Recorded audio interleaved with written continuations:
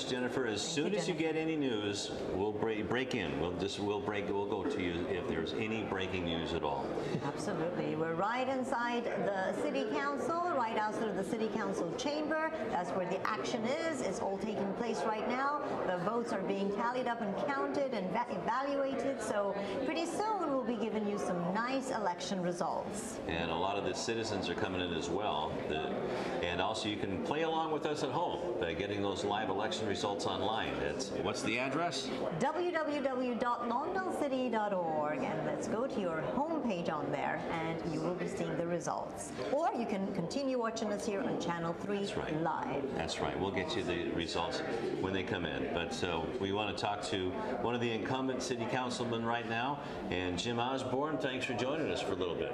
Lovely to have you here. Thank you. Exciting night here in the old city. It's always exciting when we have election. That's right. That's right. And it's probably more exciting because you're not involved in it. Exactly. You don't have to worry. You can just sit back, relax, and watch it all happen. Now, as we all know, Jim Osbourne is a historian. His whole family has been here for many generations, actually, and you are the author of 6 books, if I'm not mistaken. Well, 2 on Lawndale. And 2 of them are on Lawndale. So he has the whole history of the city. So tell us a little bit about that. Well, reflecting on elections, it is a little personal. You know, my grandmother actually worked on the election board back when we weren't even a city. The fact is, when we had our early elections in Lawndale, they were held at the railroad crossing over where Torrance's El Nido Park is. Wow. So there was no election actually held in Lawndale because there was no incorporated city to have an election for. But if there was a presidential election and you were a Lawndale resident, you still wanted to vote, you had to go to that tent at the railroad crossing over by El Nido Park to cast your ballot. Wow.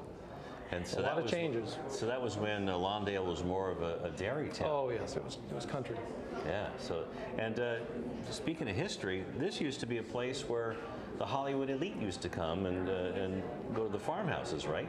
Well, to some extent, there was a restaurant / roadhouse called the Pines down here on Prairie and 147th, and it was reported that there was Hollywood stars that would come there, and it was sort of a speakeasy during Prohibition as well. So it was a place where they could drink and relax and dance. Well, there you go. Sorry, but I also heard that it was called the bedroom city. Is that right? Because a lot of people would just like pass by at the time. Well, they would just maybe sleep moniker may have here. reflected that so many people worked in industries like aerospace, and it was inexpensive to live in Lawndale, and yet you could commute close by to Hawthorne to an aerospace job. And the weather was always great as it is now, so it was very, very... I have a letter that my great-grandfather wrote describing Lawndale in 1910, and believe it or not, back then, he describes in this letter, he's writing to one of his sons who lived out of state, and he said, "Every night I'm lulled to sleep by the sound of ocean breakers."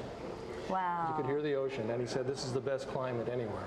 I want to break in here because Jennifer Murillo just told us we have some election results, and Jennifer, take it away whenever you're ready.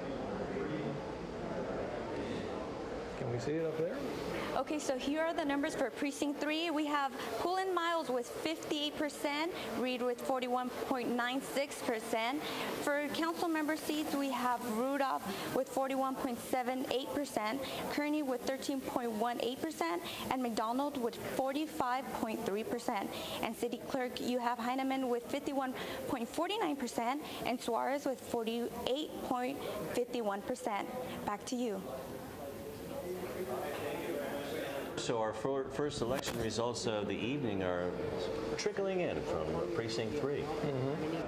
Now, as we were continuing, I believe your book is online. It's available online. Is that correct? I saw a couple of pages. Yeah, you can probably find it on there.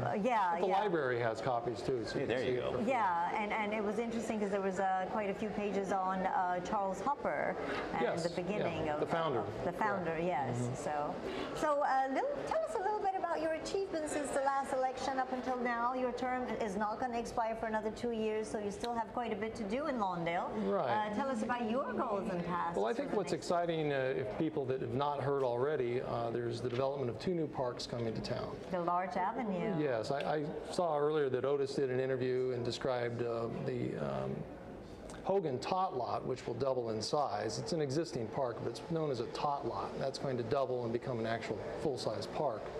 Because the street right next to it is going to be Yes, it goes adjacent to the freeway, and so they'll close the street and then double the size of the park. And then we have Larch, which currently is the dog park, and that's going to be developed into a full-size city park as well. Now that is a Trust for Public Land project. Yes, it's already funded. The grant's in place. So hopefully in the next 2 years we'll have 2 new parks. That's wonderful. And that is an issue with child obesity that is very, very important in the city of Lawndale. Yes, that's true. So hopefully that's going to start actually tackling that problem, correct? That's true. The more parks, the better. More activity. You know, when I was a kid, I've often said back in the day there was a lot of vacant lots. You made games and ran around and did all sorts of things. Now there's less open space, so it's important that we increase the park's availability to the kids. And what do you think about the importance of the community center right behind us right here? Oh, it's wonderful. It's wonderful. It's doing what its design purpose was for community events and activities and so forth.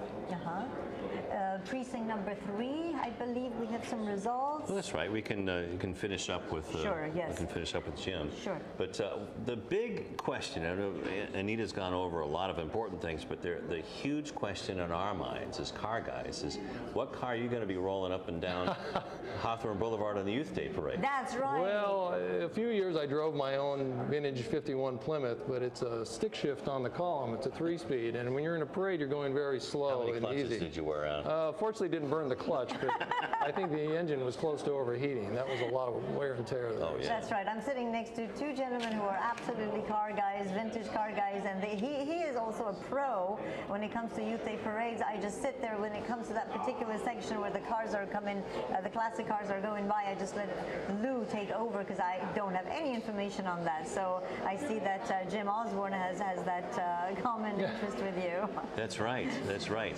All right. Well, thanks a lot, Jim, for joining us, and we can look at some of these numbers all together here because you can follow along at home, and that's where I have the results right here from LawndaleCity.org, and the homepage will direct you. Just click on the icon for the election results. And for Precinct 3, they are all in, and Robert Pullen Miles has 183 votes to 133 for Daniel Reed, and so he has an early lead by, what is that? It's 51 votes. And for council member, the leader in that department is Larry Rudolph with 222 for his seat. Also, Pat Kearney, trying to retain his seat, has 206 votes. Gary McDonald with 65. And for city clerk, Marge Henneman has a narrow 9-point lead, 156 to 147 over Bernadette Suarez. And when Jennifer Murillo has any more numbers, she will let us know. So it's a tight race for city clerk. Also, a pretty tight race as well for the mayor. Absolutely, getting even more exciting. So Jim, you can be an observer here. I know you don't want to get your toe too far into the water on this, but are you surprised by these results? No, it's. I thought it'd be close, and so we'll just have to watch the rest of the race. Any of the candidates that you endorsed, or?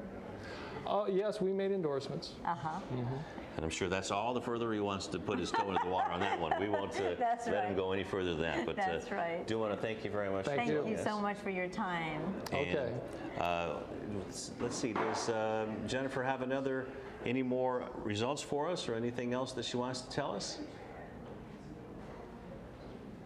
Because we would like to let Jim Osbourne go, that's for sure. And let's go to Jennifer as soon as she is ready. But again, we're here live on